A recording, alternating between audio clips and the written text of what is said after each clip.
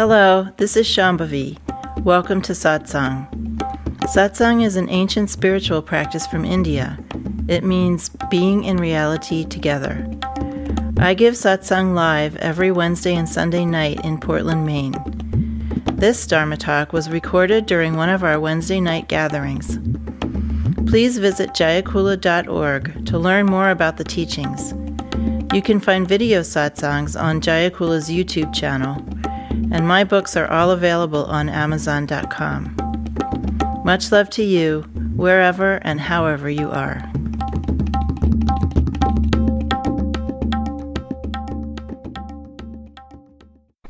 Especially since I moved to Maine, I get a question such as, you talk a lot about practice, what do you mean?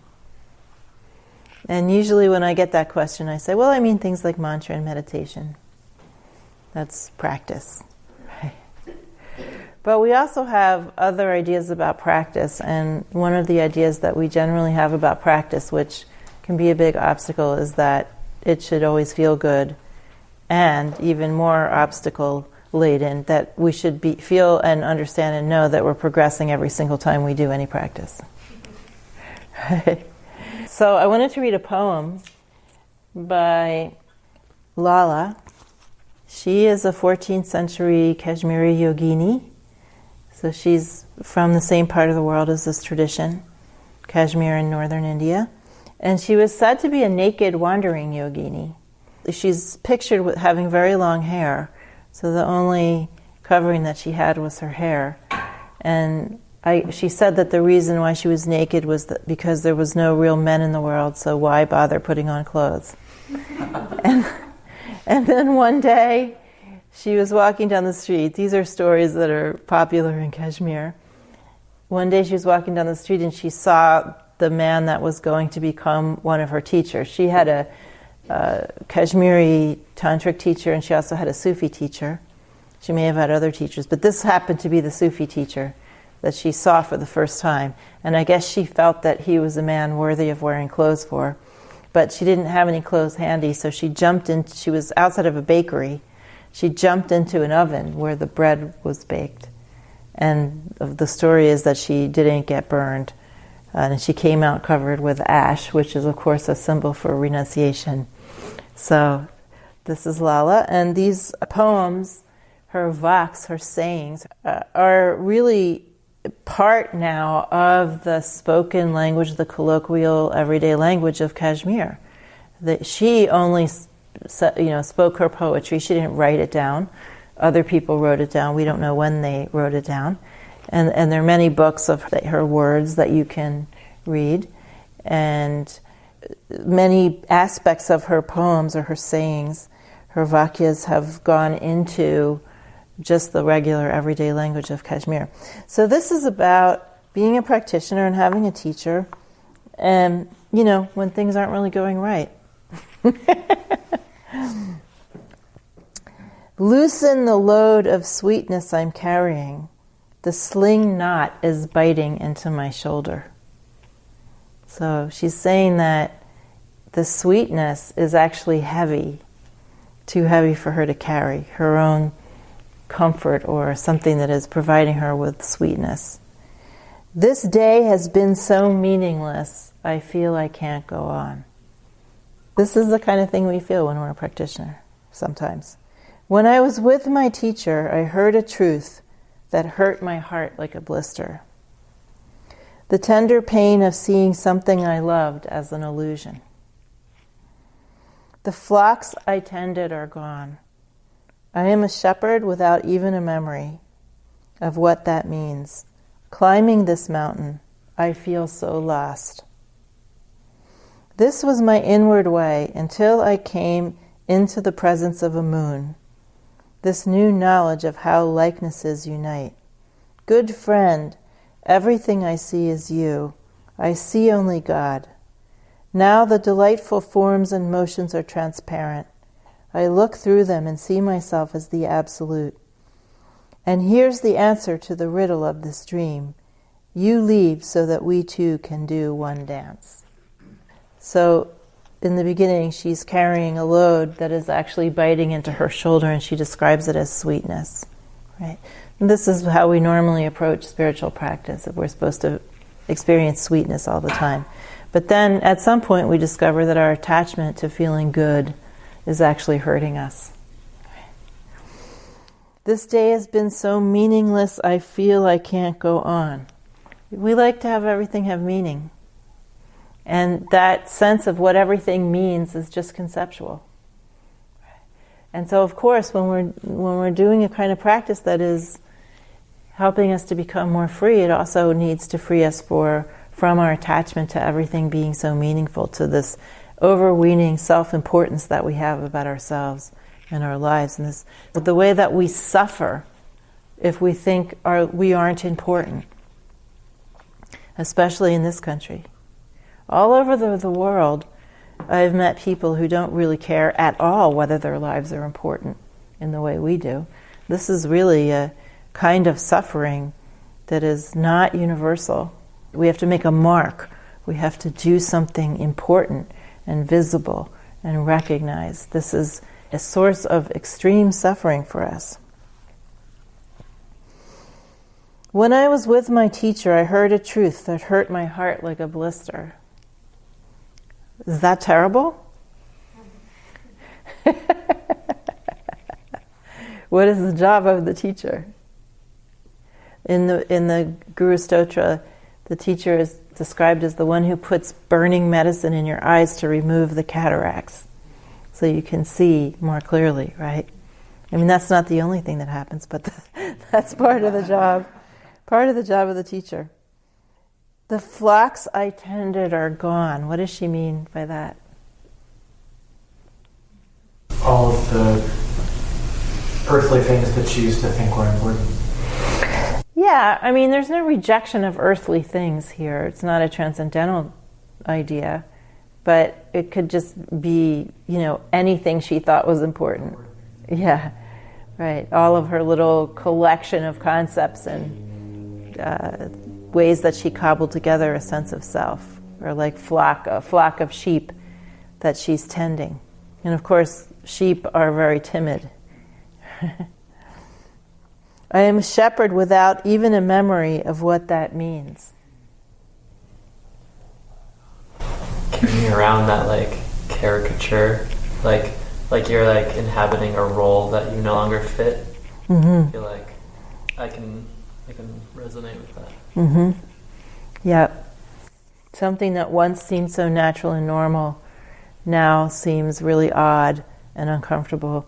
And then you also get to a point where you can't even remember why it was important to you in the first place. Right? Or why you were so attached to it in the first place. Climbing this mountain, I feel so lost. There's another line of teaching poetry that I often quote from one of my favorite Kagyu teachers, Soltrim Gyamtso Rinpoche. Does anybody remember what it is? Mistaking, I travel the unmistaken path. Right? So it's a sense of we find ourselves by allowing ourselves to become lost. Lost from what we were sure we were, what we were sure about everything in this world, how we were sure other people should be. Even how we were sure spiritual life should be. This was my inward way.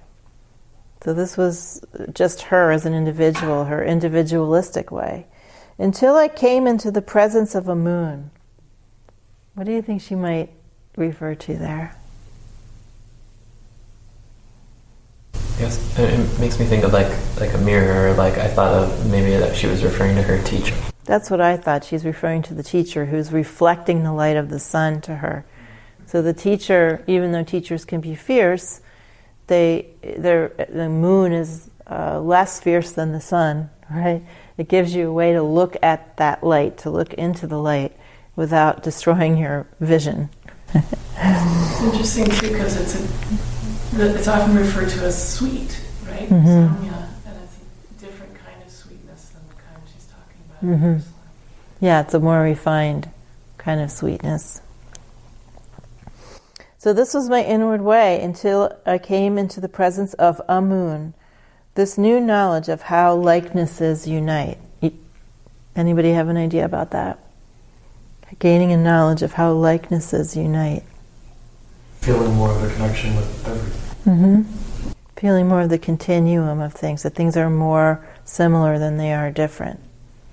Mm-hmm. That everything is a likeness of God. Good friend, and there I think that kind of confirms that she's talking about her teacher when she refers to the moon, because in this style of poetry from this time period, and others also, the teacher is often referred to as the friend. And when that's used, like especially in Rumi, he often talks about the friend. And he's talking about Shams of Tabriz, of course. That's his great teacher and great friend and probably lover, but we don't know that for sure. But anyway, it's also, when you use that phrase, the friend, it also seems to imply something much bigger than any individual person. That the friend shows up in individual people, but there really is only one friend. And that is the wisdom that teaches us how to be free, right? How to find our real nature and be free. Good friend, everything is you. So even though there are disparate things, she sees only the friend. I see only God. Now the delightful forms and motions are transparent.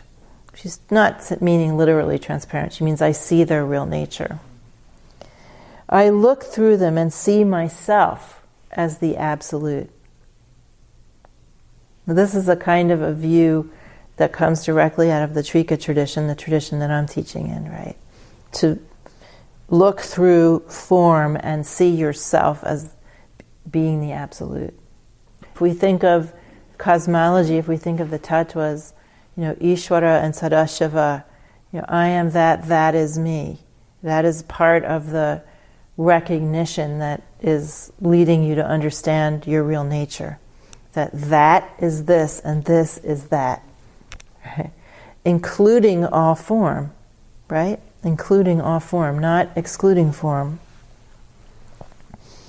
And here's the answer to the riddle of this dream.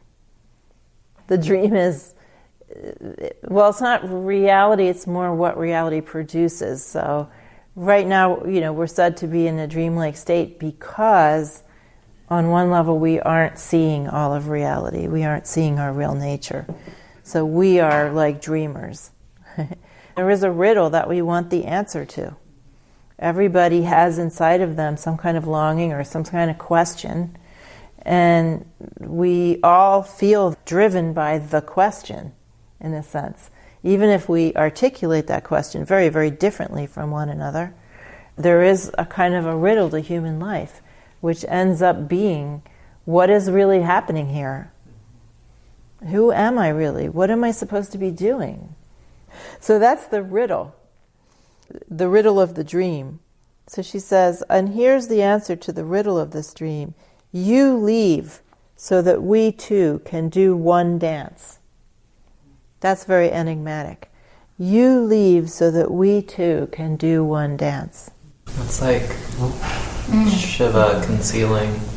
Yeah, God is concealed so that even in our experience of duality, of being more than one, we can rediscover the one dance that we're all doing. So she's perfectly describing the answer to why is all this happening. So that we can have that exquisite pleasure of rediscovering who we really are. So the two can rediscover themselves as being in one. I like that the one and the two are like dance partners. Mm-hmm. Right. That's really, really important. I was just saying to Caitlin that this is a non-dual tradition, and that's kind of what I say before I actually get into anything. It's like a shorthand for something. For those that might not know, non-dual means that everything is a continuity. There's only one continuity of consciousness here. There's not many separate consciousnesses. We are having an experience of separation, which is, of course, very real, but our actual real nature is continuity. So this tradition is properly called beta-beta, which means dual, non-dual. And what it really says is that the experience of duality and the experience of non-duality are both proper to this life. That they live intertwined like a Mobius strip. And that actual self-realization or liberation or moksha is being able to play in the field of duality from the perspective or experience of continuity. That this is really our playground, which is, of course, the title of this evening. We started the playground, which only started 2 weeks ago. I gave a Dharma talk on the meaning of play, and then I meant to give one on the meaning of ground, but we had a snowstorm, and I forgot all about it. So, the ground of our existence is continuity. And it is producing these experiences of difference, of variation, of variety for its own enjoyment. So these two experiences of the ground and of diversity, they come together always. So that's why we say dual, non-dual, not just non-dual. There's some traditions that are more properly non-dual in that they reject the value of this experience, right? Or they think or believe that this experience that we're having right now is somehow lesser than, or they denigrate it in some way, or they call it an illusion, right? This tradition does not say that. This tradition says this is actually the field for enjoyment. Our only job is to relieve ourselves of conditioning so that we can enjoy this without suffering. Right? So that we can enjoy this while being grounded in or situated in our real nature, in the knowledge of that. Right? So there's no rejecting of anything. In a sense, this is a more thoroughgoing non-dualism. Right? Because as Abhinavagupta, one of the founders of this tradition, said, if you say something is real and something else is an illusion, you can't call yourself a non-dual tradition, because you have now divided everything into two and recreated duality. And he also said that there is no such thing as unreality. The unreal cannot exist. We can have less than full realizations of things. We can be in a state of illusion or delusion, but our experiences are all real experiences.